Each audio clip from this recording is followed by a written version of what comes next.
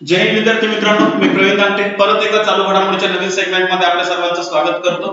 मित्रांनो, मागच्या 8 दिवसात म्हणजे 1 जानेवारी ते 8 जानेवारी 2023 या काळामध्ये एमपीएससी तथा इतर सर्व कॉम्पिटिटिव्ह एक्झाम साठी अत्यावश्यक असणाऱ्या चालू घडामोडींविषयीची माहिती आपण आजच्या लेक्चर मध्ये घेणार आहोत। मित्रांनो, लेक्चर सुरू करण्याच्या पूर्वी मित्रांनो, नवीन जो टीसीएस आणि आयबीपीएस पॅटर्न नुसार आता यानंतर जे एक्झाम होणार आहेत मग त्या सरळ सेवेच्या सर्वच एक्झाम त्याच्यामध्ये आरोग्य सेवक भरती असेल, तलाठी भरती असेल व ग्रामसेवक भरती असेल तर सर्व बॅचेस साठी पवन देशपांडे सरांची एक नवीन बॅच उद्यापासून लॉन्च होत आहे। मित्रांनो, त्या बॅचचं नाव आहे अर्जुना बॅच।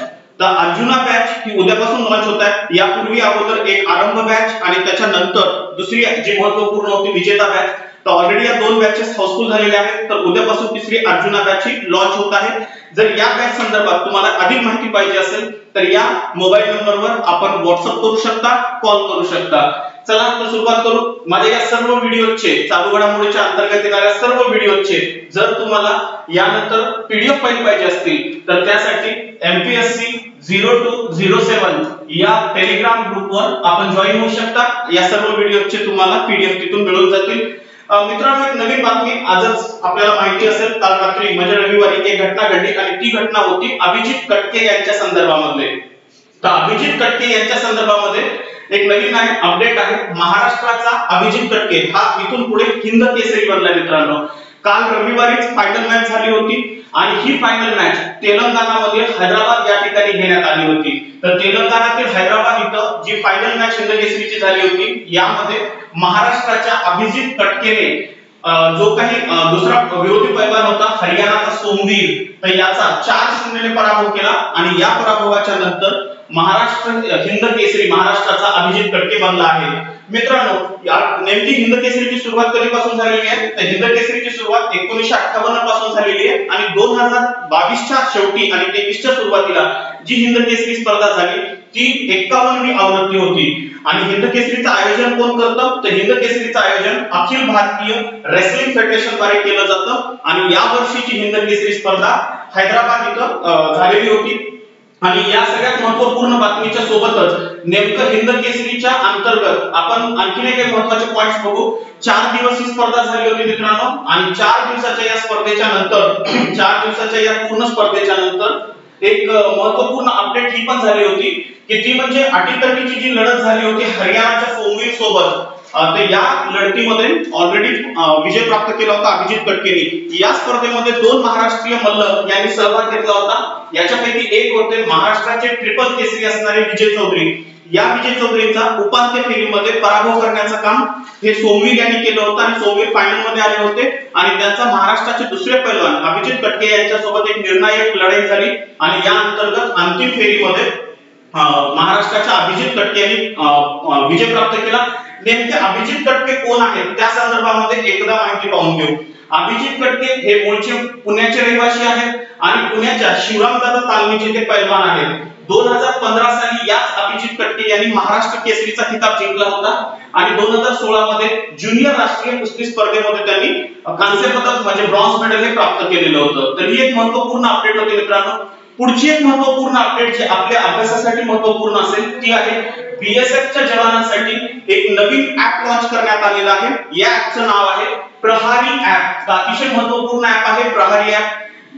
29 डिसेंबर या दिवशी भारताचे केंद्रीय गृहमंत्री आणि सहकार मंत्री अमित शहा यांनी हे ॲप लॉन्च केलं नवी दिल्ली इथून। हे ॲप महत्त्वपूर्ण कोणासाठी असेल तर सीमा सुरक्षा दल ज्याला आपण बीएसएफ म्हणतो तर या बीएसएफ साठी हे मोबाईल ॲप प्रहारी नावाने लॉन्च करण्यात आलेला आहे।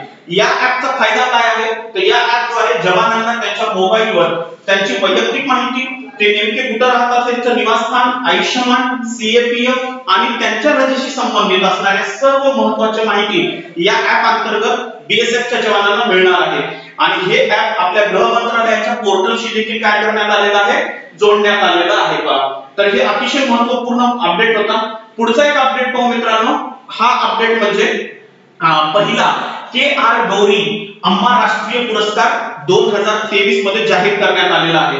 नेमका हा पुरस्कार कोणाला मिळाला तर क्युबा या देशाचे एक सामाजिक कार्यकर्ते आहेत आणि विशेष म्हणजे मानवाधिकार वकील असलेल्या डॉक्टर आलेना बेरा यांना हा पुरस्कार देण्यात आलेला आहे। हा पुरस्काराचं नाव काय आहे तर के.आर. गौरी अम्मा राष्ट्रीय पुरस्कार असं या पुरस्काराचं नाव आहे आणि यासाठी निवड करण्यात आलेली आहे क्युबाच्या सामाजिक कार्यकर्त्या असणाऱ्या डॉक्टर आलेडा वेरा यांची।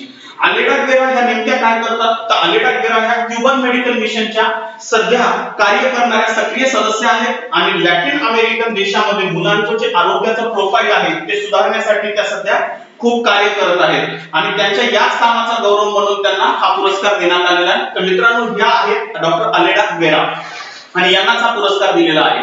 या पुरस्कारामध्ये नेमकं काय मिळतं या पुरस्काराचं स्वरूप काय तर $3000 पुतळा प्रशस्तीपत्र असं या पुरस्काराचं स्वरूप आहे आणि 5 जानेवारी या दिवशी हा पुरस्कार पी विजयन जे केरळचे मुख्यमंत्री आहेत त्यांच्या हस्ते आलेडा वेरा यांना प्रदान केला गेला आहे।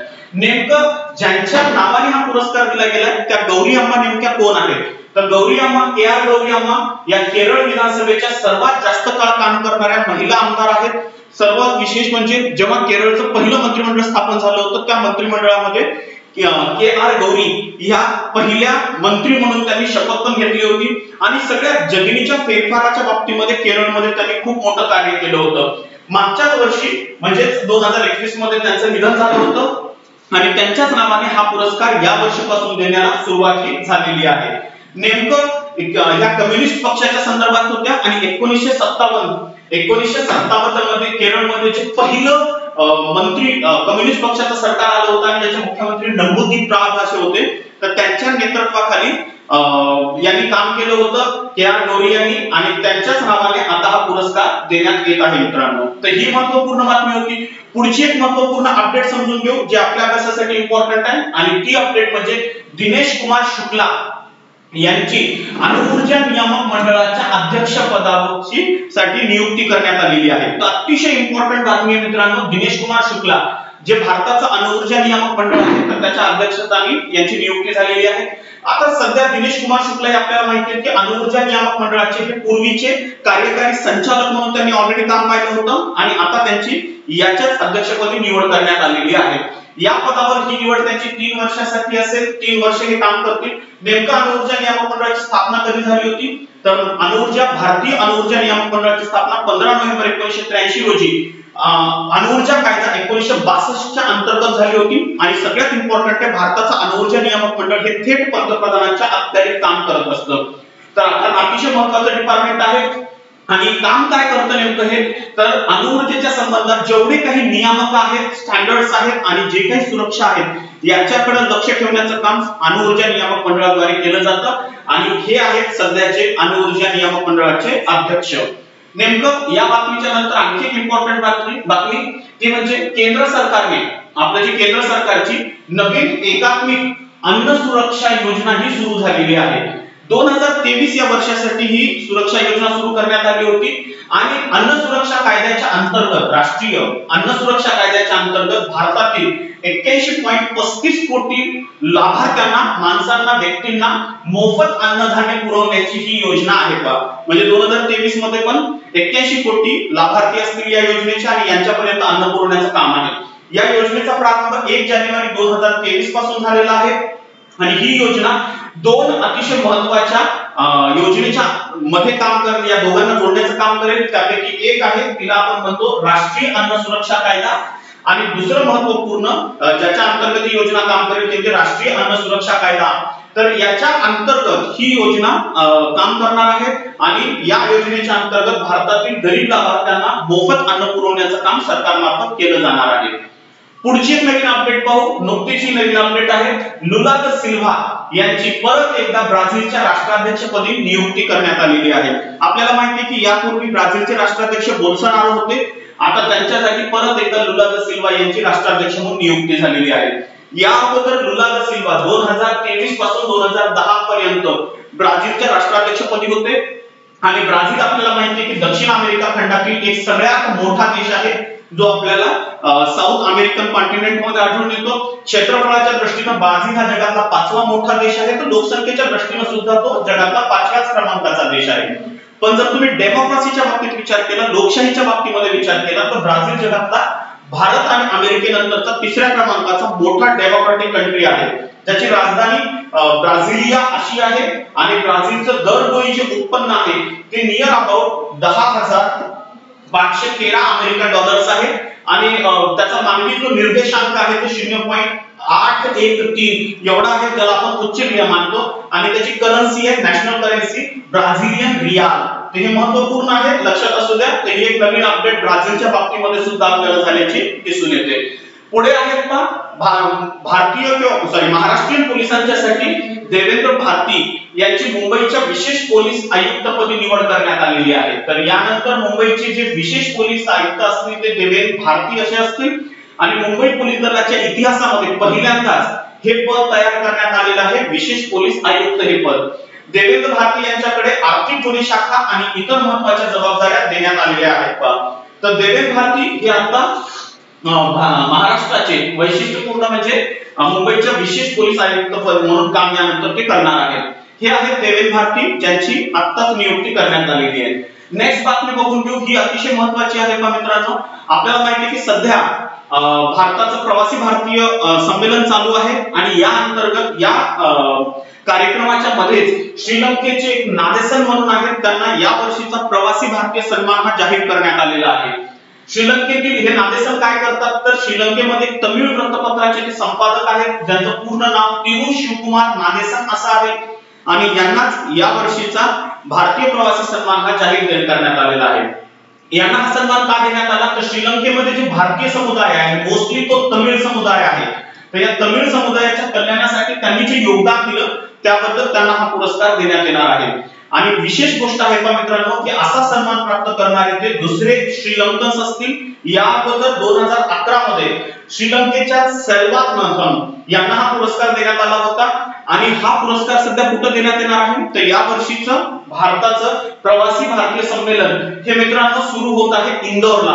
8 जानेवारी ते 10 जानेवारी या दरम्यान हे जे काही संमेलन आहे ते चालू आहे. सध्या याची कितवी आवृत्ती आहे तर 17वी प्रवासी आवृत्ती आहे, 17वी प्रवासी भारतीय संमेलनाची आवृत्ती आहे आणि भारताच्या राष्ट्रपती द्रौपदी मुर्मू यांच्या हस्ते यांना हा पुरस्कार देण्यात येणार आहे. तर सध्या हा कार्यक्रम चालू आहे, लवकरच यांना हा पुरस्कार उद्या त्यांना देण्याचं काम होईल. आता बातमी आणखी एक मित्रांनो ती म्हणजे आयुर्वेद व्यवसायासाठी एक नवीन कार्यक्रम सुरू करण्यात आलेला आहे. या कार्यक्रमाचं नाव आहे स्मार्ट. स्मार्ट याचा लॉंग फॉर्म आहे scope for the mainstreaming Ayurveda research and teaching professional. असा एक नवीन प्रकल्प हा सुरू करण्यात आलेला आहे आणि आयुर्वेदिक जे काही प्रोडक्ट्स आहेत तर त्याच्या व्यवसायासाठी त्या व्यावसायिकांसाठी हा नवीन एक कार्यक्रम सुरू करण्यात आलेला आहे. हा कार्यक्रम कोणी सुरू केलेला आहे तर national commission for Indian system of medicine ज्याला आपण शॉर्ट मध्ये NCISM असं म्हणतो आणि केंद्रीय आयुर्वेदिक विज्ञान संशोधन परिषद ज्याला CCRAS असं म्हटलं जातं. या दोघांच्या अंतर्गत हा कार्यक्रम सुरू करण्यात आलेला आहे. नेमकं या कार्यक्रमांतर्गत काय केलं जाणार आहे तर आयुर्वेदिक महाविद्यालय रुग्णालय यांच्या माध्यमातून आरोग्य सेवा संशोधन क्षेत्रामध्ये गती प्राप्त व्हावी आणि भारतातील आयुर्वेदिक प्रोडक्ट्स मध्ये उत्पादनामध्ये वाढ झाली पाहिजे यासाठी हा कार्यक्रम म्हणजे स्मार्ट नावाचा कार्यक्रम हाती घेण्यात आलेला आहे. तर महत्त्वपूर्ण आहे, लक्षात असू द्या. आयुर्वेदिक व्यवसायासाठी कोणता कार्यक्रम सुरू करण्यात आला आहे म्हटलं तर तो स्मार्ट नावाचा कार्यक्रम सुरू करण्यात आलेला आहे. पुढची बातमी बघू आणि महिलांसाठी अतिशय अभिमानास्पद अशी बातमी आहे आणि ही बातमी म्हणजे भारतीय लष्कराच्या कॅप्टन शिवा चौहान या सियाचीन मध्ये तैनात होणाऱ्या पहिल्या महिला अधिकारी बनलेल्या आहेत. तर अतिशय महत्त्वपूर्ण बातमी आहे का. आपल्याला माहिती आहे की जगातील सर्वात उंच असं युद्ध क्षेत्र म्हणून सियाचीन कडे पाहिलं जातं, जिथलं तापमान हे -50 ते -60 डिग्री सेंटीग्रेडच्या जवळपास जातं आणि अशा कठीण ठिकाणी एक महिला यानंतर पोस्टिंग करणार आहे. त्यांचं पोस्टिंग झालेलं आहे आणि त्यांचं नाव आहे कॅप्टन शिवा चौहान. तर लक्षात असू द्या या पहिल्या महिला अधिकारी आहेत ज्या सियाचीन मध्ये यानंतर त्यांना पोस्टिंग हे देण्यात आलेलं आहे.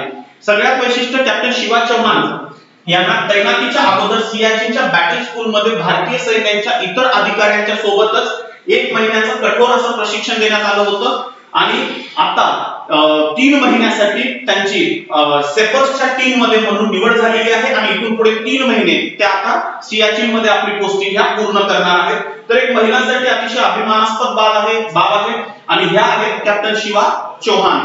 ठीक आहे. तर नेक्स्ट पुढची बातमी बघून घेऊ मित्रांनो. भारतातील सर्वात मोठ्या हॉकी स्टेडियमचं नुकतंच उद्घाटन करण्यात आलेलं आहे. भारतातलं हे सर्वात मोठं हॉकी स्टेडियम आहे जे राउरखेडा ओडिशा या राज्यामध्ये आपल्याला दिसेल। या स्टेडियमचं नाव महान क्रांतिकारक बिरसा मुंडा यांच्या नावाने ठेवण्यात आलेलं आहे आणि या स्टेडियमसाठी जो निर्मिती खर्च आहे तो 146 कोटी रुपये आहे। एकूण क्षमता किती या स्टेडियम मध्ये, तर या स्टेडियम मध्ये एकूण 21,000 प्रवासी या स्टेडियम मध्ये बसू शकतात। टोटल 15 एकर एवढ्या क्षेत्रफळावर हे स्टेडियम हे उभारण्यात आलेलं आहे, 15 एकर एवढ्या। आणि या स्टेडियम मध्ये आता जे 13 जानेवारी पासून भारतामध्ये हॉकी वर्ल्ड कप स्पर्धा सुरू होणार आहे, तर ही हॉकी वर्ल्ड कप स्पर्धा या स्टेडियम मध्ये भरण्यात येणार आहे। ही पण एक महत्त्वपूर्ण बातमी आहे। तर लक्षात असू द्या, सगळ्यात मोठं भारतातलं हॉकी स्टेडियम कुठं बांधण्यात येणार आलेलं आहे, ओडिशा या ठिकाणी। स्टेडियमचं नाव आहे बिरसा मुंडा स्टेडियम। नेक्स्ट पुढची बातमी बघू मित्रांनो, क्रिकेट खेळाडूंसाठी आता जर तुम्हाला आपल्या टीम मध्ये सिलेक्ट व्हायचं असेल तर यानंतर आणखी एका चाचणीतून खेळाडूंना पुढे जाणं बंधनकारक करण्यात आलेलं आहे। नेमकी ही चाचणी कोणती आहे, या चाचणीचं नाव आहे डेक्सा ही नवीन चाचणी बंधनकारक करण्यात आलेली आहे आणि भारतीय क्रिकेट नियामक मंडळ ज्याला आपण बीसीसीआय असं म्हणतो, तर या बीसीसीआय ने ही एक नवीन चाचणी भारतीय खेळाडूंसाठी कंपल्सरी केलेली आहे, डेक्सा चाचणी। या अगोदर जर एखाद्या भारतीय खेळाडूला निवड झाली असेल तर त्यासाठी एक चाचणी होती, या चाचणीचं नाव होतं योयो चाचणी। आता या योयो चाचणीच्या नंतर बोर्डानं आणखी एक चाचणी खेळाडूंसाठी फिक्स केलेली आहे, या चाचणीचं नाव आहे डेक्सा चाचणी। आणि या चाचणीच्या अंतर्गत भारतीय खेळाडूंच्या शरीराची रचना आणि त्यांच्या हाडाचं आरोग्य मोजण्यासाठी काही मानक काही स्टँडर्ड्स ठेवलेली आहेत आणि त्या स्टँडर्ड्सला आपण डेक्सा स्कॅन असं म्हणतो। तर प्रत्येक खेळाडूला हे डेक्सा स्कॅन करावं लागेल आणि त्यानंतर त्यांच्या शरीराचं पूर्ण मोजमाप करूनच जर तो खेळाडू या चाचणीमध्ये फिट मानला गेला तरच त्या खेळाडूला यानंतर भारतीय क्रिकेट संघामध्ये स्थान देण्यात येणार आहे। आणखी एक अतिशय महत्त्वपूर्ण बातमी आहे आणि अपडेट आहे, तो म्हणजे भारत जगातील तिसरा मोठा ऑटोमोबाईल क्षेत्रातला उत्पादक बनलेला आहे। आपल्याला माहिती असेल की भारताने गेल्या वर्षी ऑटो विक्रीच्या बाबतीमध्ये आता नुकतंच जपानला मागे टाकलेला आहे आणि आता भारत हा प्रथम जागतिक स्तरावर तिसरी मोठी ऑटोमोबाईल क्षेत्राची एक उत्पादक किंवा प्रोडक्ट बनलेला आहे।